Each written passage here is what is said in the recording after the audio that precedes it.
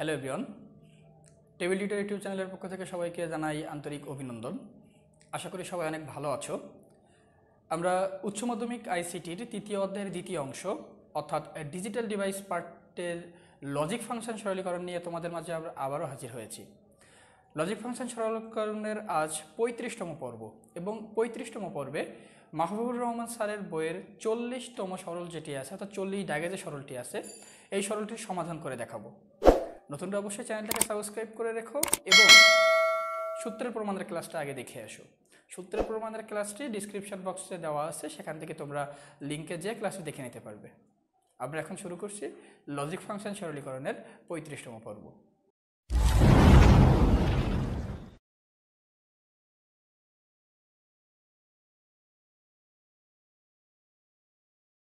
Logic function সরলীকরণের 35তম পর্বে মাহবুবুর রহমান স্যারের বইয়ের যে 40 দাগটা নেওয়া হচ্ছে, দেখো 40 দাগে কী বলা হচ্ছে, X equal to A into B plus C into D plus C not, টোটালটার মাথায় হোল নট আছে, অর্থাৎ এখানে একাধিক নটের ব্যবহার। তো একই জায়গায় যখন একাধিক নটের ব্যবহার থাকে তখন আমরা কি জানি, সবথেকে বড় নটের কাজটা আগে করে নিতে হয়, তারপরে ধাপে ধাপে আমরা ছোট নটের দিকে যাব। তো এখানে সবথেকে বড় যে নট, এই নটটা টোটালটার মাথায় যে নটটা আছে অর্থাৎ হোল নট যেটা, এটা এখন এইটা আমরা কোন নিয়মে করছি সেই নিয়মটা যদি দেখতে হয় অবশ্যই সূত্রের প্রমাণের ক্লাসে দেখা লাগবে। সূত্রের ক্লাস ডিসক্রিপশন বক্সের প্রথমেই লিঙ্ক দেওয়া আছে, সেখান থেকে তোমরা দেখে আসতে পারবে।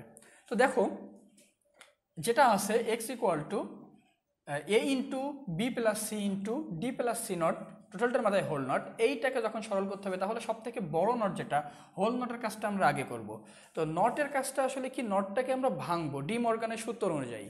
তো ডি মর্গানের সূত্র অনুযায়ী যদি ভাঙি, এ তার দেখো বি এর মাঝখানে আসলে ব্র্যাকেট থাকা অর্থ কি, গুণ আছে, সো গুণের ওপর থেকে নট ভাঙবে, দেন বি প্লাস সি প্লাসের ওপর থেকে নট ভাঙবে, আবার সি ইন্টু ডি মানে এই অংশের সাথে সিটা গুণে আছে, সো এই গুণের ওপর থেকে আবার নট ভাঙবে। তাহলে আমরা কি দেখতে পাচ্ছি, ফার্স্ট গুণের ওপর থেকে নট ভাঙলো, সেকেন্ড যোগের ওপর থেকে নট ভাঙলো, থার্ড আবার গুণের ওপর থেকে নট ভাঙলো। তাহলে এখানে বিষয়টি এমন হয়ে যাচ্ছে যোগ গুণ যোগ, এই জায়গায় কাজটাকে যদি আমরা এক লাইনে করতে যাই সেক্ষেত্রে ভুল হওয়ার সম্ভাবনা বেশি হবে।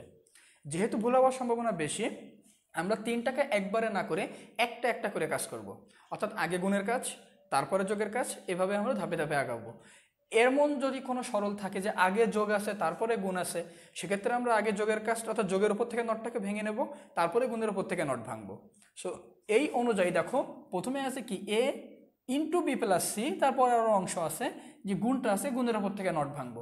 সো গুণের উপর থেকে যদি আমরা নট ভাঙি তাহলে এর মাথার উপরে যে নটটা সেই অংশটা কিন্তু এখানে থেকে যাচ্ছে এবং গুণটা ভেঙে কি হয়ে যাবে, যোগ হয়ে যাবে। সো একটা যোগ দিয়ে দিলাম এবং পরবর্তী যে অংশ আছে আমি এখনো পর্যন্ত সেই অংশটা রাখবো।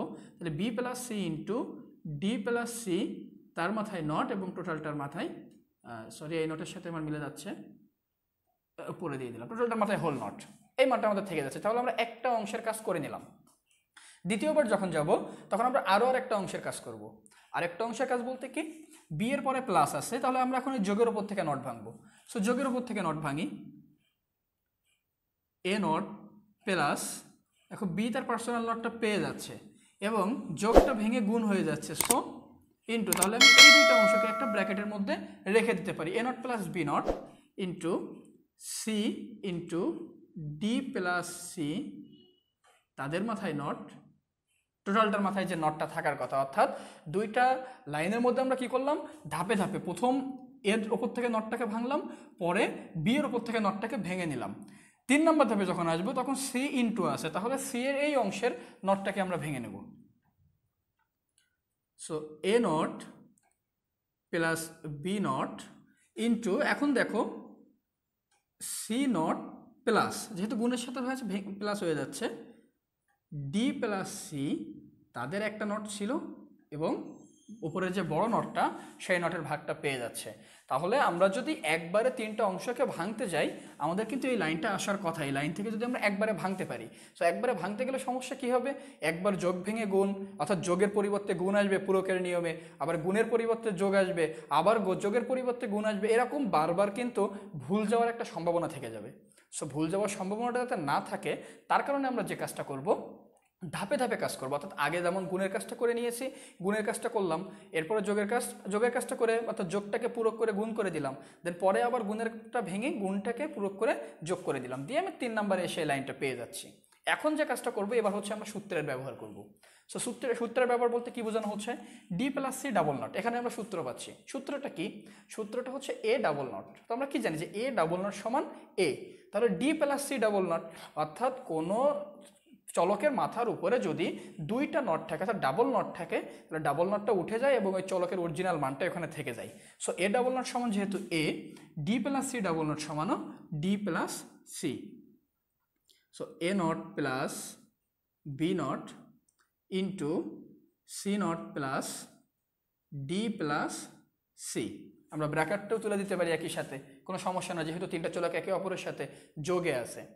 সরাসরি এই মানটা পেয়ে যাচ্ছে। এখানে আমরা সূত্র যেটা ব্যবহার করলাম, পাশে একটু সূত্রটাও লিখি, A double not equal to A, আমরা এই সূত্রটাকে ব্যবহার করলাম ওই জায়গাটাতে।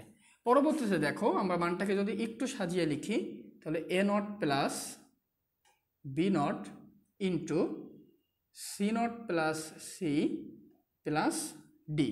মানটাকে একটু এভাবে সাজিয়ে নিলাম। তাহলে এখন আমরা একটা সূত্র পাচ্ছি, এ প্লাস এ নটের সূত্র, অর্থাৎ একই মান যখন তার পূরকের মানের সাথে যোগ হয় তখন আমরা জানি মান সবসময় 1 হয়। তাহলে সি প্লাস সি নট সমান মান আসতেছে 1।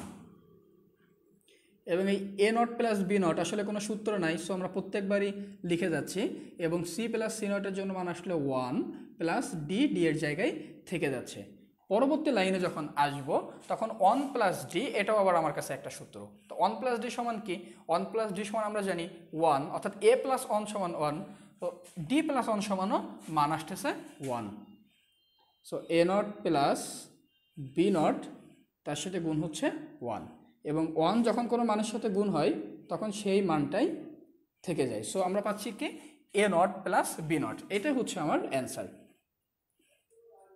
সো আশা করি 40তম যে সরলটা ছিল 35তম পর্বের, সরলটা অনেক সহজে বুঝতে পেরেছো। সরলে একটু ব্যতিক্রম ভাগ যেটা ছিল, গুণ যোগ গুণ, অর্থাৎ 3 ধাপে নটটাকে ভাঙতে হচ্ছে। আমরা একবারে কিন্তু ভাঙতে পারবো না, যে কারণটায়, কারণ আমাদের ভুল যাওয়ার সম্ভাবনা অনেক বেশি থাকবে। এই কারণে প্রথমে আমরা গুণের ওপর থেকে ভেঙে যোগ করলাম, তারপরে যোগের ওপর থেকে ভেঙে গুণ করলাম, 3 নাম্বার ধাপে এসে গুণের ওপর থেকে ভেঙে আবার আমরা এখানে দেখো যোগ করে দিয়েছি।